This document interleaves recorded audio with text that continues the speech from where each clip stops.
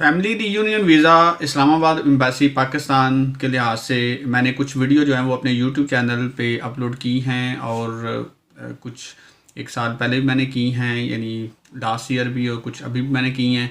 तो बहुत सारे लोग जो हैं वो मुझसे इस लिहाज से पूछते रहते हैं कि कब हमें टाइम मिलेगा, डॉक्यूमेंट सबमिट कराने हैं, कौन से डॉक्यूमेंट चाहिए, डॉक्यूमेंट सबमिट करवाने के बाद इंक्वायरी कब आएगी, इंक्वायरी जो है वो हो जाने के बाद वीज़ा कब आएगा।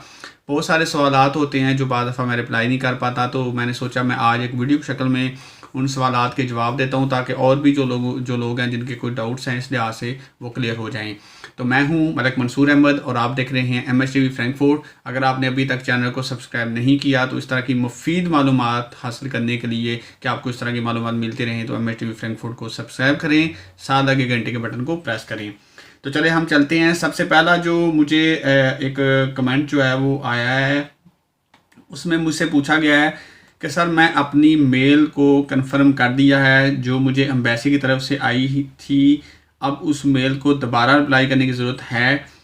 तो सबसे पहले इस सवाल का जवाब है कि मैं पहले बता चुका हूं कि ईमेल जो आपको टाइम जब मिल जाता है, यानी कि आपको कहा जाता है कि भाई आपका नेक्स्ट मंथ इस डेट को टाइम है, तो अगर आप ये टाइम अवेल करना चाहते हैं तो उसको कंफर्म करें। आप जब उस मेल को कंफर्म करते हैं तो फिर कंफर्मेशन के तौर पे एक और मेल आपको आती है कि आपका टाइम जो है वो ओके हो गया है। देन उस मेल का आपने प्रिंट जो है वो साथ लेके जाना होता है, मज़ीद आपको रिप्लाई करने की ज़रूरत नहीं है। और हमेशा वो एड्रेस दें जो एड्रेस ईमेल एड्रेस जो है वो आप चेक करते रहते हैं, क्योंकि 15 दिन का टाइम होता है और 15 दिन के अंदर अंदर अगर आप रिप्लाई नहीं करते तो आपका टाइम ख़त्म हो जाता है, ज़ाया हो जाता है। उसके बाद वही भाई हैं, उनने मुझसे सवाल दोबारा पूछा है कि सर प्लीज़ आप ये बताएं कि मुझे डेट जुलाई 2021 में मिली है पेपर जमा करवाने की, लेकिन मेरा पासपोर्ट अप्रैल 2022 में ख़त्म होना है। मेरे पेपर जमा हो जाएंगे ना, कोई प्रॉब्लम तो नहीं होगी, प्लीज़ रिप्लाई मी।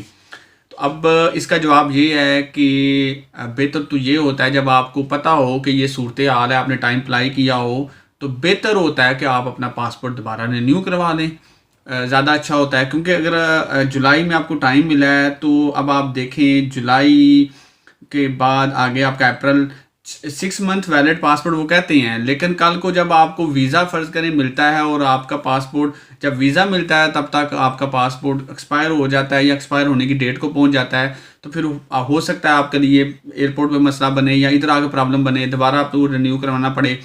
तो मेरा आपको मशवरा ये है कि आप सबमिट डॉक्यूमेंट आपने करवाने हैं जुलाई में, तो अभी तो मई का महीना है, तो बेहतर है कि आप अभी से अपना पासपोर्ट रिन्यू करवा लें।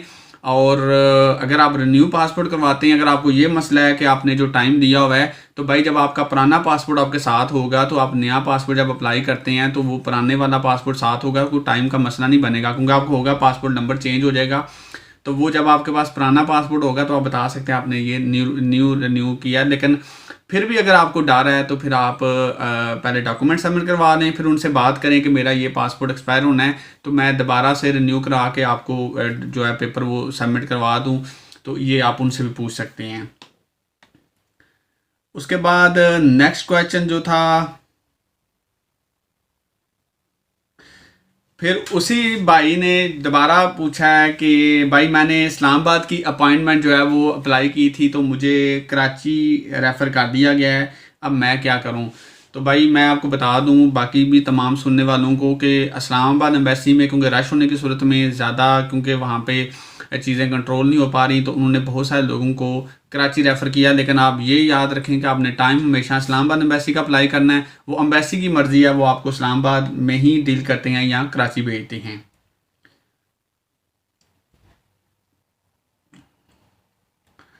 उसके बाद नेक्स्ट जो सवाल पूछा गया है वो है,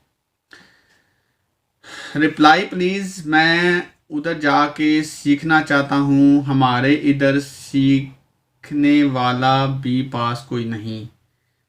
बल्कि मैं पूरा मैसेज नीचे हमने बताया, सलाम सर, मेरे हस्बैंड जर्मनी में हैं, मैं पाकिस्तान में हूँ, तो जब वीज़ा अप्लाई करना तो ज़ुबान जर्मन जाके सीख सकती हूँ। रिप्लाई प्लीज़, मैं उधर जाके सीखना चाहती हूँ, हमारे इधर सिखाने वाला कोई नहीं। तो मेरी बहन, मैं आपको बताऊं, ज़बान तो आपको सीखनी पड़ेगी। लोग जो हैं वो इतने इतनी दूर से, कोई लाहौर सीखने आता है, कोई इस्लामाबाद सीखने आता है, कुछ तो बहुत सारी जगहों पे उनके अपने मकामी शहरों में भी सिखाने वाले हैं, लेकिन वो वहीं पे ज़्यादा होते हैं जहाँ पे पता होता है यहाँ पे फॉरेन कंट्रीज़ में ज़्यादा लोग हैं, जैसे गुजरात है, खारियाँ है, मंडी बहावलदीन है। तो लाहौर इस्लामाबाद क्योंकि बड़े शहर हैं, तो वहाँ पे फिर लोग इस तरह के पढ़ाने वाले बैठे होते हैं, तो बड़ी बड़ी दूर से लोग वहाँ पे पढ़ने जाते हैं, लड़कियाँ पढ़ने जाती हैं। तो आपको मेरी बहन ज़बान पढ़नी पड़ेगी, उसके बगैर आपका वीज़ा नहीं अप्लाई होगा, बल्कि लगेगा नहीं। उसके बाद नेक्स्ट जो सवाल है वो, ब्रदर मेरी शादी भी जर्मनी में हुई है, 1 ईयर हो चुका है, अभी अदालत की तरफ से कोई जवाब नहीं आया। मेरे वकील ने अप्लाई किया है कि इसको इधर बैठे ही विदाउट वीज़े के पेपर मिल जाएं। ये लोग काफ़ी तंग कर रहे हैं, कहते हैं पाकिस्तान से वीज़ा लेकर आओ। आइन भी मैंने किया है इधर जर्मनी में। मेरा वकील कह रहा है कि आप पाकिस्तान वीज़ा लेने ना जाओ, बेशक आपने आइन किया है। अब यहाँ पे मैं आपको बता देता हूँ कि बहुत सारे लोगों को ये कहा जाता है, और इसका बेहतरीन हल शायद इन भाई से मेरी बात भी हुई है।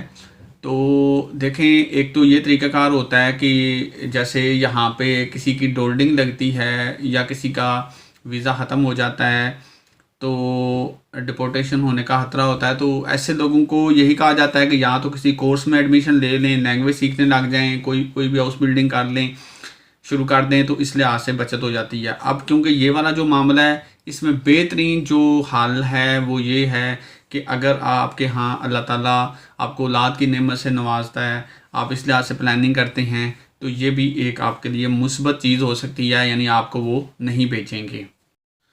इसी तरह कुछ सवाल जो होते हैं वो इस लिहाज से भी होते हैं, जैसा कि हमने टाइम अप्लाई किया है, हमारा टाइम जो है वो कब आएगा, हमें इस लिहाज से वो गाइड करें। तो टाइम के लिहाज से यहाँ जब आपका टाइम आ जाता है और आप अपने डॉक्यूमेंट सबमिट करवाते हैं, उसके बाद कितना टाइम लगेगा, इस लिहाज से कोई भी आपको ऑथेंटिक रिपोर्ट नहीं दे सकता। तो ये मेरी कल भी एक बंदे से बात हो रही थी, तो मैंने कहा था कि मैं आपको तसल्ली देने के लिए आपको कह सकता हूँ कि 1-2 महीने बाद हो जाएगा, लेकिन ये है कि ये डिपेंड करता है एम्बेसी के ऊपर। बाज़ का डॉक्यूमेंट सबमिट करवाने के 2-3 महीने बाद या 4 महीने बाद हो जाता है, बाज़ का 6 महीने से भी ऊपर टाइम लग जाता है। तो ये डिपेंड करता है कि फ़ाइल आपकी कहाँ पे है, और काम के ऊपर डिपेंड करता है, और मैं समझता हूँ किस्मत का इसमें बड़ा रोल है। अब ये तो हो गया। उसके बाद किसी ने मुझसे सवाल पूछा था कि FRC के लिहाज से, FRC जो होता है वो, फ़र्ज़ करें अगर मैं पाकिस्तान से अप्लाई करता हूँ, मेरी वाइफ यहाँ पे है, तो FRC भाई मेरी फैमिली का बनेगा ना, यानी मेरे वालदैन या जो भी लोग फैमिली मेम्बर पाकिस्तान में हैं उनके साथ बनेगा। आपका हामद के साथ FRC नहीं बनेगा, क्योंकि FRC जो होता है उसमें जो आपकी इन्फॉर्मेशन होती है वो आपकी फैमिली की दी जाती है। तो बेसिकली वो आपकी फैमिली की इन्फॉर्मेशन मांगते हैं। तो उसके बाद ये होता है कि कुछ डॉक्यूमेंट्स के लिहाज से भी पूछा जाता है कि भाई डॉक्यूमेंट जो है वो ये वाला डॉक्यूमेंट जो है इसको हमने क्या करना है, या बाज़ दफ़ा ये भी सवाल होता है कि हमने इनकी वेरिफिकेशन करवानी है। तो आपको वेरिफिकेशन कराने की ज़रूरत नहीं है, यानी आप डॉक्यूमेंट जो भी बनवाते हैं वो डॉक्यूमेंट जो है उनको आपको ना एम्बेसी से वेरीफाई करवाने की ज़रूरत है, ना आपको फॉरेन ऑफिस से वेरीफाई करवाने की ज़रूरत है। उसके बाद एक सवाल मुझसे ये भी हुआ, किसी ने किया है कि मैं जो हूँ जर्मन ज़बान भी बोल लेता हूँ, इंग्लिश भी, अराबिक भी, उर्दू भी, पश्तो भी, फ़ारसी भी, और मेरे पास काफ़ी डॉक्यूमेंट्स हैं फ्राम गिज़ जर्मन ऑर्गेनाइजेशन है कोई, तो प्लीज़ हेल्प मी, थैंक्स। तो इस लिहाज से एक और भी किसी ने सवाल किया था कि उनके पास जो है वो 7 साल का जो है वो एक्सपीरियंस है काम का, उन्होंने काम किया है। तो इस लिहाज से मैं उन्हें ये कहूँगा भाई अगर आपके पास डॉक्यूमेंट्स हैं या आपने काम किया है, एक्सपीरियंस है, तो इस लिहाज से आप जॉब सीकिंग वीज़ा अप्लाई कर सकते हैं। क्योंकि अगर आप अप्लाई करते हैं ना कि वहाँ पे आपने जाना है जॉब सीकिंग के लिए, उसके लिए फिर आपको लेटर नहीं चाहिए होता किसी की तरफ से, क्योंकि उसमें ये होता है कि आप जॉब ढूंढने जा रहे हैं, आपकी क्वालिफिकेशन देखी जाती है, आपके डॉक्यूमेंट्स देखे जाते हैं, आपके पास क्या एक्सपीरियंस है, उस बेस पे आपको वीज़ा जो है वो इशू किया जाता है। अगर कोई आपको वैसे आपको लेटर भेजता है इनविटेशन का, और या कोई आपको काम की ऑफ़र होती है, फिर उस कंपनी की तरफ से आपको एक जॉब ऑफ़र लेटर जो है वो मिलता है। इस लिहाज से और भी काफ़ी सारे सवाल जो हैं वो लोग करते हैं, तो असल में कुछ सवाल नीचे भी चले जाते हैं कमेंट्स बॉक्स में काफ़ी। सर मुझे आप ये बता सकते हैं कि क्या इंक्वायरी आने के बाद कितने दिन लगते हैं, बाकी प्रोसेस में वीज़ा मिलने में कितने मंथ लगते हैं? तो ये मैं ऑलरेडी बता चुका हूँ कि इस लिहाज से कोई भी टाइम पीरियड जो है वो यानी अथेंटिक कोई रिपोर्ट कोई भी नहीं दे सकता कि भाई कब तक वीज़ा लग जाएगा। अस्सलाम वालेकुम भाई, मैंने पूछना है कि क्या German embassy Islamabad and Karachi open हैं? अगर नहीं है तो कब ओपन होंगे? तो ये 1 महीना पहले मुझे मैसेज आया था, शायद मैंने रिप्लाई किया था। तो भाई एम्बेसी जो है वो सारी ओपन हैं।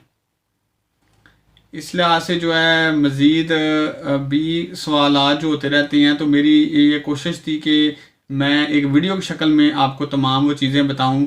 तो इस लिहाज से मैं बार बार पहले भी बता चुका हूं, और मैं अभी भी बताता हूं कि भाई थोड़ा सा जो है वो आपको इंतज़ार करना होता है। आपको पता है आजकल एम्बेसी में टाइम लग रहा है, टाइम अप्लाई करने में टाइम लग रहा है, उसके बाद डॉक्यूमेंटेशन का प्रोसेस जो है, तो इस लिहाज से आपको इंतज़ार ही करना होगा। और बाकी जो है वो काफ़ी सारे लोग जो हैं, मुझे खुशी होती है जिन्होंने खुद अपनी फ़ाइल्स तैयार की हैं, मेरी वीडियो देख के टाइम अप्लाई किया है। क्योंकि बहुत सारे लोग जो हैं किसी के थ्रू टाइम अप्लाई करना, फ़ाइल बनाना और इतने इतने पैसे जो है वो दे देते थे। तो इसमें कोई भाई इतनी लंबी चौड़ी वो कोई डिटेल नहीं है जो आपने फिल करनी होती है। वही डॉक्यूमेंट्स होते हैं जो आपके पास ऑलरेडी होते हैं या आपकी एक्सेस होती है उन तक, आपकी डेट ऑफ बर्थ, पासपोर्ट, शनाख्ती कार्ड, FRC, ये तमाम चीज़ें जो हैं वो कोई इतना मुश्किल नहीं है। ये आप तमाम चीज़ें खुद आपने सारी बनानी है। फ़ाइल बनाने वाले ने वो चीज़ों को बस जो है वो इकट्ठा करना है। और इस लिहाज से मैं फिर आपको बता दूं कि इसमें कोई मसला नहीं होता कि कौन सा कागज़ कहाँ पे पड़ा हुआ है, बस कागज़ पूरे होने चाहिए।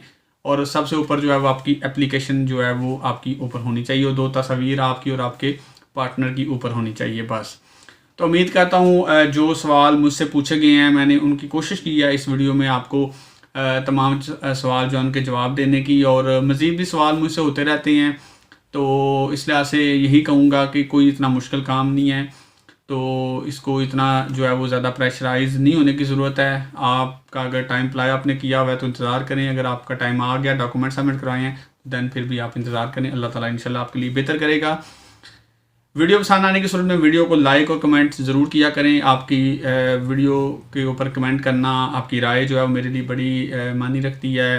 मैं मज़ीद जो है वो इस लिहाज से बेहतर अंदाज में आपको इन्फॉर्मेशन फिर प्रोवाइड कर सकता हूँ कि कौन सी चीज़ आपको, इन्फॉर्मेशन किस चीज़ की आपको चाहिए। इसी के साथ अपने होस्ट मलिक मंसूर अहमद को इजाज़त दीजिए। अल्लाह हाफ़िज़।